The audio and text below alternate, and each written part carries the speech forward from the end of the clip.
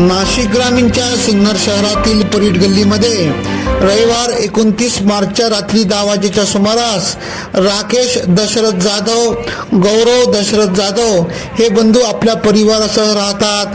त्यांच्या शेजारी राहणारे त्यांचे भाऊबंद बंडू अशोक जाधव राहतात. रात्री मोटरसायकल लावण्याच्या वादातून बंडू अशोक जाधव यांनी आपल्या हाकडील धारदार शस्त्राने राकेश जाधव, गौरव जाधव यांच्यावर हल्ला करून भोसकून गंभीर जखमी केले.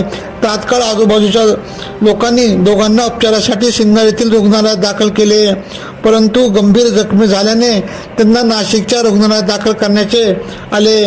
उपचार दरम्यान गौरव दशरथ जाधव व 39 यांचा मृत्यू झाला.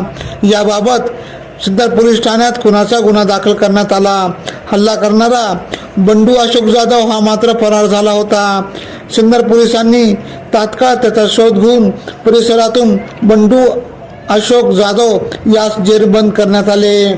सदरची कामगिरी सिन्नर पोलीस स्टेशनचे वरिष्ठ पोलीस निरीक्षक हेमंत कुमार भामरे यांच्या मार्गदर्शनाखाली पोलीस उपनिरीक्षक रमेश पाटील, संजय गोसावी, नवनाथ पवार, समाधान बोराडे, रवींद्र गवंडी, विनोद टिळे, नितीन डावकर, धनाजी जाधव, गणेश वराडे, हरीश आव्हाड, मनीष मानकर, जालिंदर चौगुले, राहुल इंगोले, विलास बिडकर, भारत पवार, कृष्ण कोकाटे, साईनाथ नागरे, आप्पासाहेब काकड, प्रशांत सहाने, विष्णू तवार, महेंद्र खानकर यांनी केली. पुढील तपास पोलीस उपनिरीक्षक रमेश पाटील करीत आहेत.